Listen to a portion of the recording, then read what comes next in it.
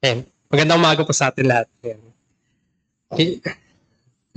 So sa ating pong pagpapatuloy sa ating panambahan, tayo nga po ay sa ating morning service. At alam niyo po mga kapatid, masabi po natin na buti na lamang rin ay natapos na rin po yung nakaraang linggo. Sa katunayan yan, ang aking pong gustong tumbukin ay yung nangyaring deadline ng filing ng Certificates of Candidacy. So sa wakas, natapos na rin. At nakita natin na, at masabi natin na yung mga midterm election ay is on its way na, nariyan na. At parang gigil na rin ang bayan natin. At lalo na ang usapin ay election, tayo pang mga Pilipino. At masabi natin din na pagkatapos niyan, iso-sort out ito, yung mga kandidato na yan, tatanggalin yung mga nuanced candidates, yung mga sabi natin na yung mga wala namang kapasidad o hindi kaya na mamuno or gumawa ng mga campaign na itatanggalin sila at eventually yung mga maiiwan ay aabot sa pag-iimprenta sa balota. So ganito yung magiging proseso niyan. Medyo mahaba pa yung proseso pero election fever na nga ang ating bayan.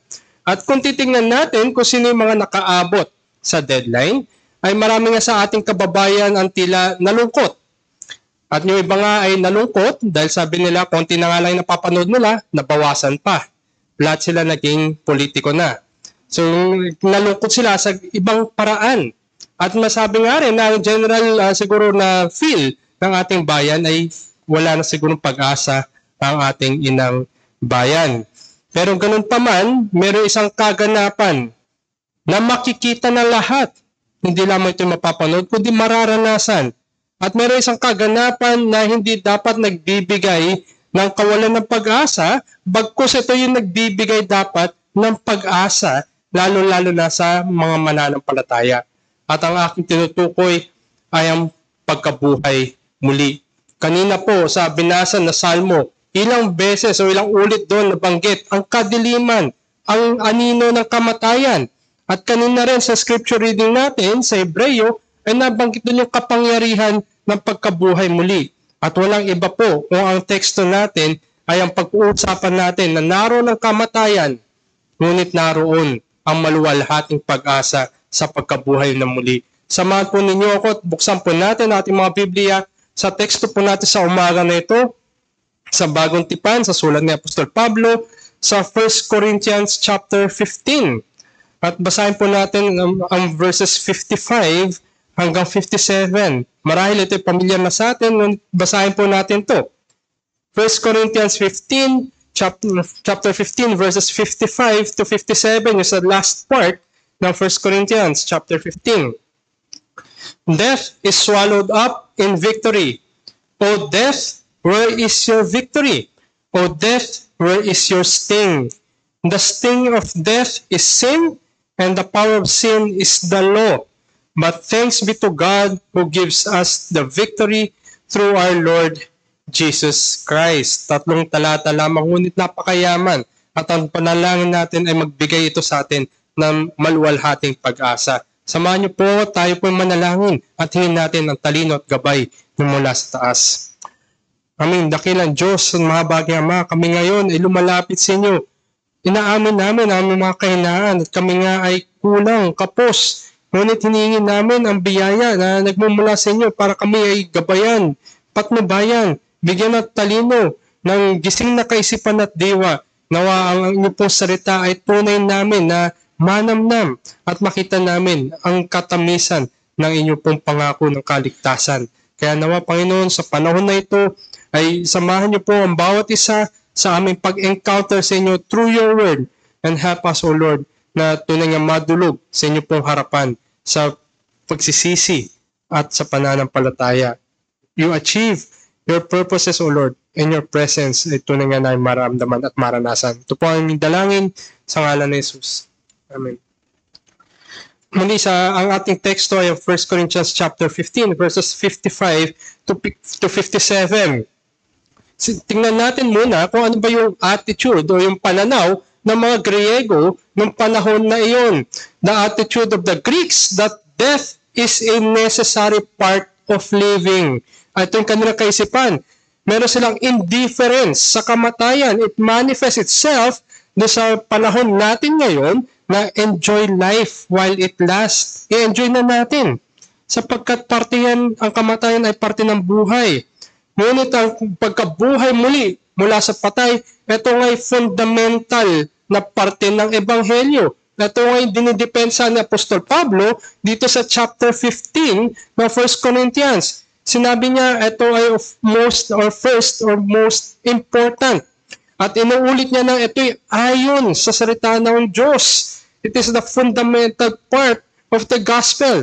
And the future resurrection of the dead involves transforming the human body. Naroon din yung kanyang paglalatag ng napakahalagang parte ng Ebanghelyo, pagkabuhay muli, at naroon din yung pagbabago sa mga katawan sa ating pagkabuhay muli. And victory over death is in the final resurrection, as certified by Christ's own resurrection. This is why Paul argues for and defends the necessity of the resurrection, and he mentions this certainty as according to the scriptures. Ayon sa salita ng Diyos, sigurado na mangyayari ito at ito ay tunay na mahalaga. Kung kaya ganun yung kanya sigasig sa pagpapahayag na napakahalaga na may tamang kaunawaan ang mga mananampalataya patungo sa pagkabuhay muli. Kaya ang aking mensahe po sa atin sa umagang ito, the belief in the glory of the resurrection fortifies believers from the dread of death. Ang paniniwala sa kaluwalhatian ng muling pagkabuhay ay nagpapatibay sa mga mananampalataya mula sa pangamba ng kamatayan. Ito yung dapat nagpapatibay sa atin. Although nandoon may pangamba ang kamatayan, ang mga mananampalataya ay napagtibay sapagkat may katiyakan at ang mga pangako ng pagkabuhay muli. Ang siyensya, tinitingnan niya ang kamatayan bilang biological event. Ang tingin niya, it is a logical conclusion to life. The solution is not what medicines and technological advances can do to the body to prolong life. Bagamat marami ngayon, doon nasa larangan yan ng common grace ang mga medisina upang pahabain ng buhay, itaas ang kalidad ng buhay. Ngunit ang tanging solusyon is what the Saviors did for sinners. Kahit anong gamot o kahit anong mga procedure, darating at darating yung punto na wala ng tibok ang ating puso. Ngunit ang tanging solusyon na magtatawid sa lahat ng dadaan dyan ay ang ginawa ng ating Panginoon para sa mga makasalanan. And Christianity is essentially a religion of hope. Tanging ang Kristyanismo lamang ang nagpapahayag ng pag-asa sapagkat it pronounces the trilogy of love, faith, and hope.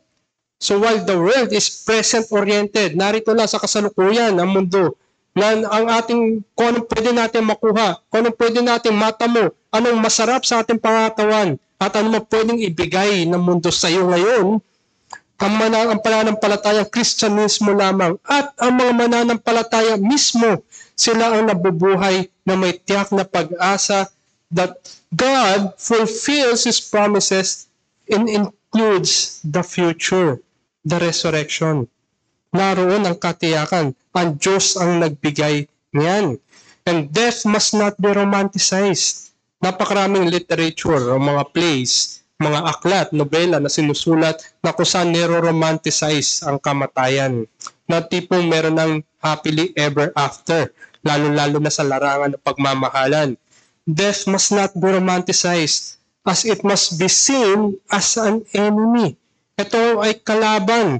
Sabi nga sa verse 26 ng chapter 15, the last enemy to be destroyed is death. Ito'y kalaban. Hindi ito kaibigan. It is not part of the sinless creation. Death is brought about by the fall, and it is God's penalty for sin. Ito ang kahatulan ng Diyos sa kasalanan, kamatayan. But only the gospel gives us the reason for death and look up with hope in the resurrection. Tanging ang ebanghelyo lamang ang nagbibigay ng pag-asa, nagpapatibay sa mga mananampalataya na bagamat nariyan ang pangamba ng kamatayan, meron tayong katiyakan at tiyak na meron tayong pag-asa. na hindi lang tayo para rito, kundi meron tayong nilulook forward na pagkabuhay muli. At ito ay maluwalhati, kung kaya't lalo pa dapat nagpapatibay ng ating pag-asa. Muli, the belief in the glory of the resurrection fortifies believers from the dread of death. So, dalawang bagay ang gusto po sana na makita natin sa ating teksto. Unang-una, the dread of death, yung pangamba ng kamatayan. At ang ikalawa, the glory of the resurrection, ang kaluwalhatian ng pagkabuhay muli. So tingnan muna natin yung pangamba sa kamatayan, the dread of death. Sabi sa verse 56, the sting of death is sin. Adam introduced sin into the world, which is now the fate of all human beings. Ito nga rin yung sinasalamin sa Romans chapter 5, verses 12 to 21, na dahil kay Adan at pumasok ang kasalanan at ang kamatayan. And continuing verse 56, the power of sin is the law. The presence of sin forces the law to pronounce the death sentence. Nariyan ang katulan dahil sa batas ng Diyos. The law condemns us by inflicting curse upon all of us for our transgressions, and the penalty is death. Tingnan natin masusi ang mga talata na ito. Naroon ang kamatayan, naroon ang kasalanan, at naroon ang batas ng Diyos. Death, sin, law. Meron silang correlation, may kaugnayan. At meron ring causation na kung saan dahil sa isa ay naroon ang iba. Tayo bilang tao, alam natin na kung babalikan natin kung paano ginawa ang tao, ginawa tayo sa wangis ng Diyos. Made in the image of God. At kasama dito sa made in the image of God ay ang batas ng Diyos, the moral law of God, as it is the revelation of the will of God as His moral governor. Ang Diyos ang mag-govern sa kanyang sanlilikha at higit pa doon sa ginawa ayon sa kanyang wangis. Tayo bilang tao naroon. Ang gumawa sa atin, the Creator is God, at kasama doon yung kanyang pag-govern sa atin ay yung kanyang moral law. It is the standard and rule of man's moral actions. And this law of God is essentially the same substance as the 10 Commandments. Naroon sa pagkakagawa sa tao. The law of God is eternal. It was in effect even before God wrote it in the tablets of stone. In effect na yan. Walang kailanman na panahon na pwedeng pumatay, pwedeng magnakaw, pwedeng magsinungaling, pwedeng mag-covet, pwedeng mag-adultery. Walang kailanman na panahon na pwede yan. It was in effect even before God wrote it in the tablets of stone. It goes all the way back to the garden. Hindi lamang sa Sinai, kundi it all goes back to the garden. At anong nangyari sa hardin? Nagbigay ang Diyos na isang positive command para kay Adan at kay Eva. Not to eat from the fruit of the tree of the knowledge of good and evil. Although the positive command is not the moral law of God in of itself, ngunit nasa ilalim ng positive command na yon ay ang principles, substance ng kanyang moral law. So in essence, when Adam fell, he fell because he transgressed. He broke all the 10 commandments. Bumagsak si Adan. At dahil sa kanyang transgression, ay naroon ang curse ng law. Adam is the representative for all humanity in the garden. Siya yung best option. Siya yung best representative. Maliban na siya lang yun doon, siya yung best para i-represent tayong lahat. God entered into a covenant of works with Adam. Adam was required to obey God in order to secure the blessing. And he failed as a result of his transgression. Siya ay nag-disobey. Binreak niya lahat ng utos ng Diyos kung tutusin. Bagamat isa lamang yun, tandaan natin mga kapatid, nakapaloob dun ang prinsipyo, ang substance ng moral law of God. And the reason that we die is because in Adam, we are all sinners. Nirepresent niya tayo doon at nung siya ay nahulog, lahat tayo nahulog. Lahat tayo ngayon ay makasalanan. we are all found want of conformity unto and transgressors of the law of God. Hindi lamang si Adan, kundi tayo lahat ay ganoon. Want of conformity means we fell short of reaching and maintaining a standard. Kapos tayo. Hindi natin naabot, hindi natin na-sustain, hindi natin natamo ng bagay na iyan. And to transgress means to infringe or go beyond the bounds of an established principle. Tandaan natin, ang parehas na bagay na ay tumutumbok patungo sa batas ng Diyos. Both of which, yung transgression at pati yung want of conformity, points to the law of God. And the law of God would dictate that all have fell short, all have sinned, and all will die. Sa lahat tayo mamamatay. Kaya ngayon meron na takot sa kamatayan. Pag sinabing takot sa kamatayan, meron pong term para doon. Thanatophobia. Hindi po necrophobia. Necrophobia, takot sa bangkay. Thanatophobia is takot sa kamatayan. From the Greek words thanatos and phobos. Marami pong tao may takot sa kamatayan. At sa iba, it manifests more, sabi natin more severely. Na kung saan, na-define na yung everyday living nila dahil sa takot na iyon. Ayaw nilang gawin ito, baka kasi mangyari ito. Na umiikot na lamang yung mga desisyon nila dahil sa takot na iyon. Napakadami man, persistent man, at frequent man yung mga takot na iyon. Pero alam niyo po ba, minsan lang naman darating ang kamatayan. Maraming nauubos na panahon na oportunidad dahil sa takot na iyon.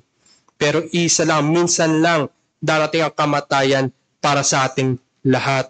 Sabi nga sa Hebrews chapter 9 verse 27, and just as it is appointed for man to die once, and after that comes judgment. Appointed.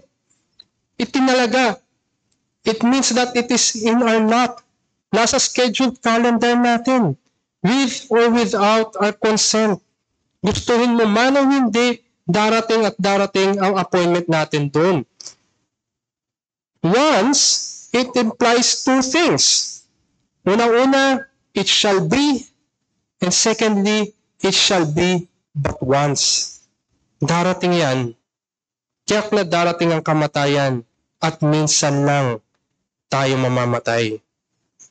The Word of God describes judgment as eternal flame, burning that never ends, perpetually incinerates the flesh, and carbonizes the soul. Na walang tigil.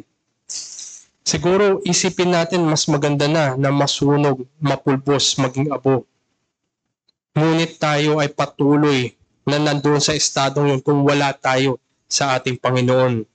At dahil nga si Adan na siya ginawa, nilikha sa imahe ng Diyos at ang kanyang constitution is from the dust and God gave him the breath of life. Dahil sa kanyang transgression, pinili niya ang alikabok, hindi ang Diyos na nagsusustain sa kanya. Noon pong simula ng buwan na ito, noong October 1, meron po isang nakakagimbal na nangyari na kung saan nakita ng buong mundo ang isang disastrous na event. A bus carrying young students and teachers traveling for a school trip caught fire and killed 23 in Thailand. Ayon nga sa unverified reports, a teacher was using her body to cover her students. She was holding and embracing them but perished also. The world grieved while commending yung act ng teacher as an act of courage and act of love. Ito yung pananaw ng mundo. Nasunog sila doon. Ngunit dahil nga sunog ang paglalarawan ng kahatulan ng Diyos at ang kahatulan ay dahil sa batas ng Diyos, faced with the requirements of the law, who will be there to grieve for us and commend us? None. Tayo lang ang nandoon. Sa harap ng ating Panginoon, tayo lang rin ang sasagot para sa ating mga kasalanan.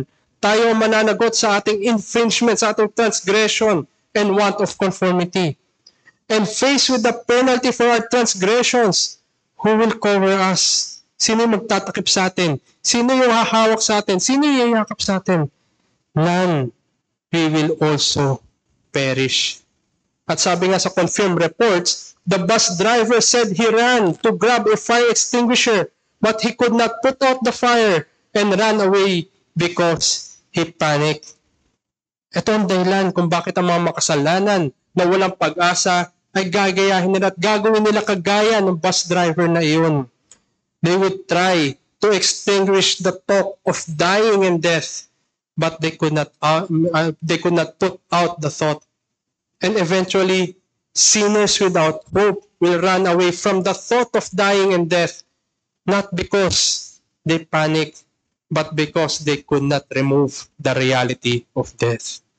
Ganito ang ginagawa na isang makasalanan na walang pag-asa, na takot sa kamatayan sapagkat alam niya kung saan siya tatawid pagkatapos ng oras na iyon. So when Adam fell, God revealed to us through His Word the hope of salvation, the second Adam. Kaya tanungin natin ang ating sarili, mga kapatid, mga kaibigan, kung nakaninong Adan ba tayo? Nasa una o nasa huling Adan? For His people, the second Adam recovered them out of the state of sin and death into a state of righteousness and eternal life, that in Christ the Lord may be their God, and the covenantal mercies given according to the gospel. Yan ang panawagan ng Ebanghelyo, na ang lahat ng mga makasalanan na kapos sa katwiran ng Panginoon, na breakers of the law of God, ang panawagan ng Ebanghelyo ay magsisi at manampalataya sa Panginoon lamang, sapagkat siya lamang ang tumatakip sa bawat makasalanan. Ito ang kanyang panawagan. At ito nga ang tanging pag-asa sa likod ng pangamba ng kamatayan. At hindi lamang yun, meron tayong kaluwalhatian sa muling pagkabuhay. Glory in the resurrection. So matapos ipresenta ni Apostol Pablo yung katiyakan ng Ebanghelyo na na kay Kristo, siya ngayon ay nagbibigay ng dalawang rhetoric na tanong. Two rhetoric questions. Hindi natin kailangan sagutin. Maaaring obvious sa atin kung ano yung sagot. Sabi niya sa verse 55, O death, where is your victory? Nasaan ang tagumpay ng kamatayan? The risen Christ is victorious over death. The greatest fear of man has been conquered, and the greatest enemy has been defeated. Wala na victory sa kamatayan. Fully trusting in Christ alone, glorious triumph comes. Bagamat dadaan ang bawat isa sa kamatayan, may tagumpay sapagkat may nagtagumpay na para sa atin. At ang ikalawang rhetoric na tanong ni Apostol Pablo, O death, where is your sting? Kamatayan, nasaan ang iyong kamandag? Nasaan ang iyong lason? Death has been totally defeated by Christ, and although we die, there is no longer a venom. Death is gone. This brings believers in Christ to much praise, thanksgiving, and joy. Ito yung kanilang tugon. Sabi nga sa verse 57, But thanks be to God who gives us the victory through our Lord Jesus Christ. Papuri, pasasalamat, pagsamba, pagdakila, kagalakan, naroon na kumpleto dahil may nagtagumpay para sa atin. Ito nga ay sumasalamin din sa Lumang Tipan, sa Hosea chapter 13 verse 14 na ginamit ng Apostol Pablo. I shall ransom them from the power of Sheol. I shall redeem them from death. O death, where are your plagues? O Sheol, where is your sting? Compassion is hidden from my eyes. Bagamat ito'y lumang tipan, naroon na yung pag-asa na may kaluwalhatian sa pagkabuhay muli, sapagkat yan ay kasama sa pangako ng Diyos para sa kanyang mga niligtas. Victory is not something we earn, but something we have been given by faith. Kaya kung sino man ang kay Kristo, ang tanging tugon mo lamang, thanks be to our God through Christ, sapagkat siya ang nagtagumpay at kailanman ay hindi natin kayang pagtagumpayan ang bagay na yan. At tanging si Kristo lamang ang siya nag-fulfill ng batas ng Diyos, and believers uphold the law only by faith in the person and work of Christ. And because of this glorious truth, mga kapatid, this redemptive reality that believers have the blessings of salvation, kasama na yan, full package na binigay yan at ating natanggap sa pananampalataya lamang. The death of Christ merits. May nagagawa ito na pakinabang. May merito ang kamatayan ng ating Panginoon. At kagaya nga na isang himno, popular na himno na ating inaawit dito, na kung saan sinabi niya doon, pardon for sin and peace that endureth, thine own dear presence to cheer and to guide. Naroon ang tagumpay ng kamatayan ng Panginoon para sa mga mananampalataya na anuman ang ating pinagdadaanan, sa napakalalim man na anino ng kamatayan, naroon ang presensya ng ating Panginoon. This is the assurance of the gospel. Alalahanin natin ang buong kabanata ng Romans chapter 8. Nagbibigay sa atin ng mas mabubuting pangako na naki Kristo at kasama na rin doon ang kamatayan sapagkat ang kamatayan ay napagtagumpayan na.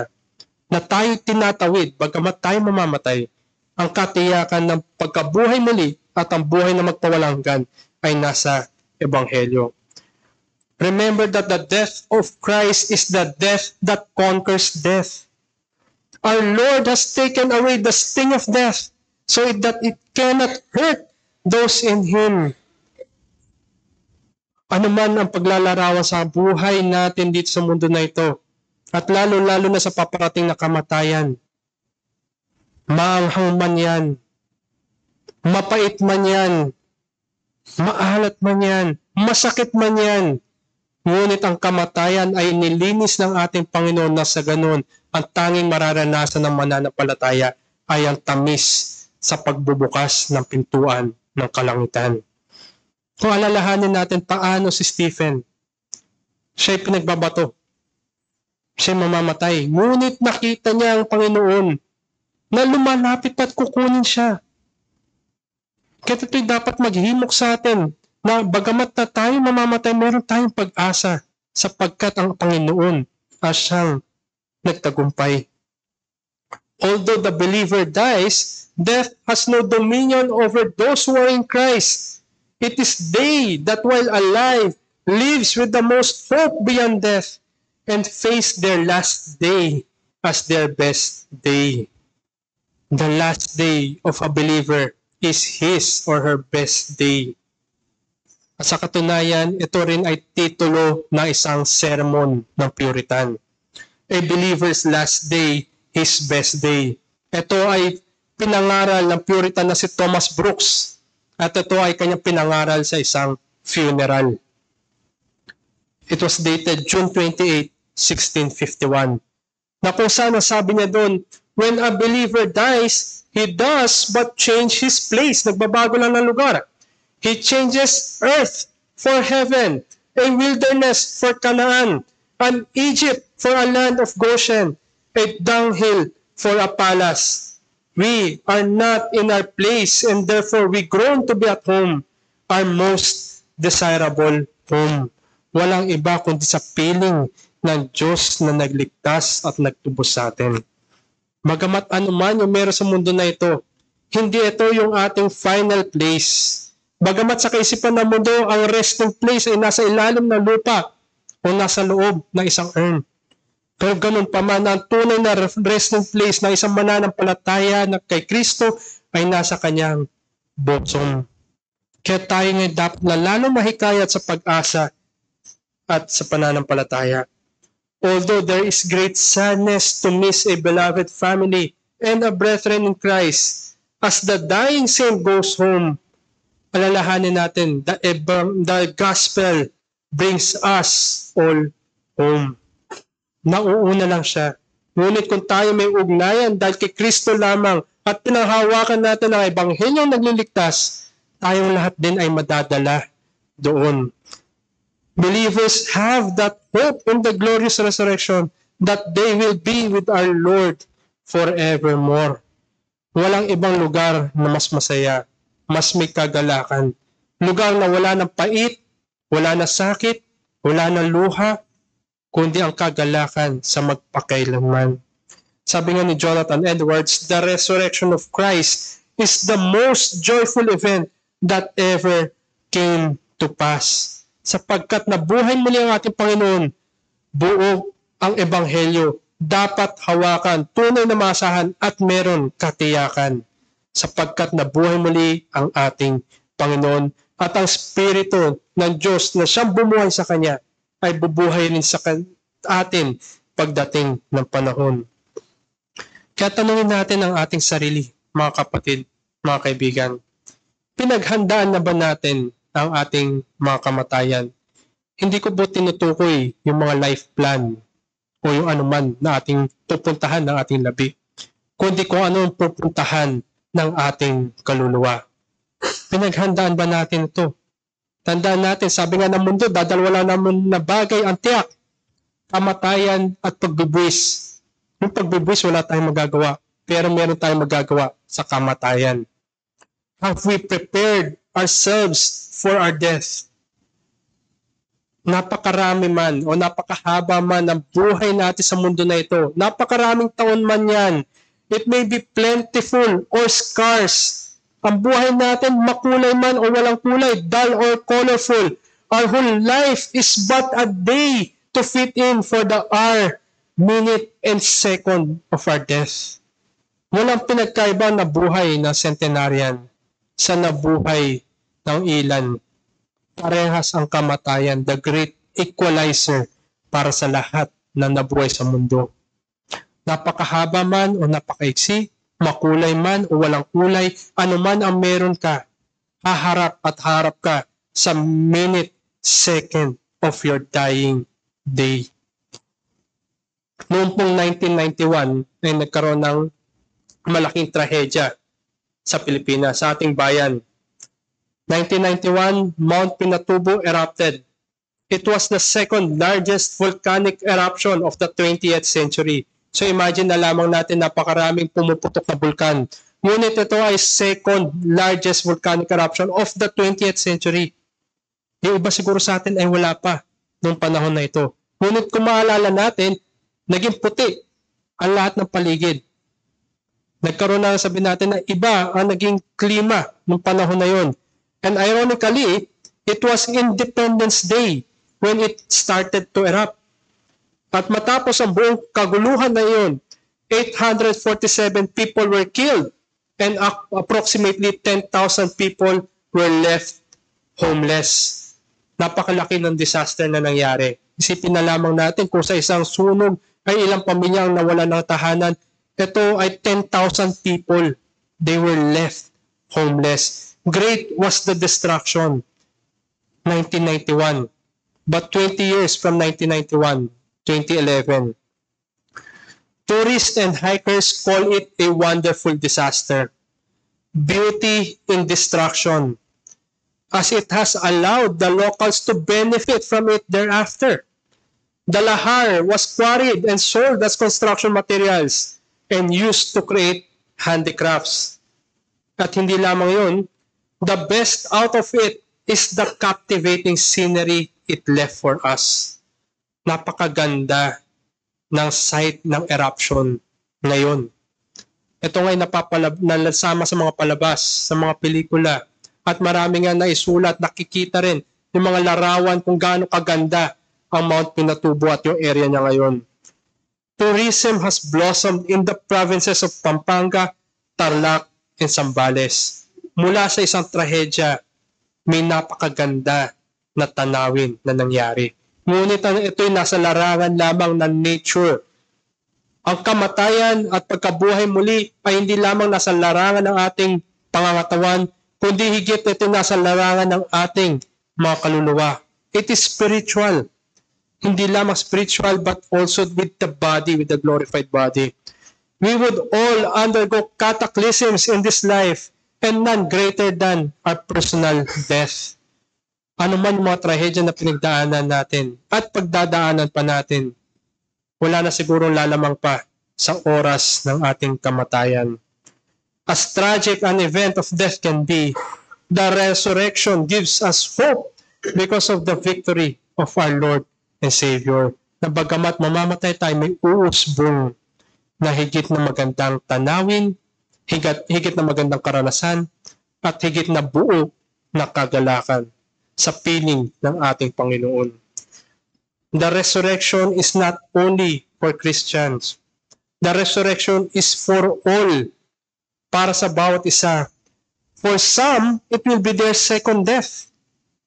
And only because of Christ that those who are in Him will be raised with glorified bodies and eternal glory in the new heavens and new earth.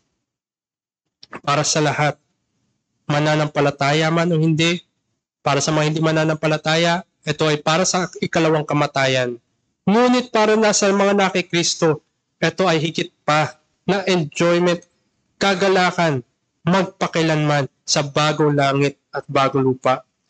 At bilang pagtatapos, if a believer's last day is his best day, then the opposite is true. A wicked man's last day must be his worst day, for he must lie down in the bed of his sins as he drinks the full wrath of God. Yan itong mangyayari sa isang hindi mananampalataya. Tingin niya siya comfortable na nakahiga sa kanyang mga kasalanan, kundi sasaluhin niya ang buong puot ng Diyos para sa mga kasalanan. At siya lang ang nandoon, walang tatakip, walang sasama, walang hahawak, at walang magbibigay ng any comfort sa kanya. Death shall put an end to all the compensations, benefits, securities, and privileges that a wicked man may enjoy in this life, only to bid farewell to them one last time and face an eternity of misery and judgment. Eternity, magpawalang hanggan. Ang buhay mo dito maaring mahaba man, maiksi, pero walang-wala yan kumpara sa magpawalang hanggan. Ano ba naman ang 100 years compared to eternity kung tayo ngayon abot ng 100 years? Ano man yung meron kang kayamanan o pribilehyo na meron sa mundong ibabaw na ito, sabi nga nila, iiwan mo rin yan. Hindi mo yan madadala sa kabilang side ng eternity. Now is the time to see what you are and where you are going. Naway makita natin, maunawa natin, makita natin na tayo may makasalanan. That we are all transgressors of the law of God. We are all in Adam, doomed to die and punishable by death, na dapat lang sapagkat matwiran at banal ang Diyos na lumikha sa bawat isa sa atin. May the mercy of God proclaimed in the gospel be of benefit to you, and that death brings you to the fullness of joy in the presence of the Lamb. Yun lang ang magagawa na isang mananampalataya. Yun lang ang magagawa ng isang iglesia na ipangaral, ipahayag ang pag-asa sa Ebanghelyo sa lahat. Hindi natin alam kung sino maliligtas. Hindi natin alam kung sino pang tatawagin ng Diyos. But that is the best that we can do, to proclaim the gospel, sapagkat ang pagtawag sa Kanya mula sa kadiliman ay ang gawa ng Diyos.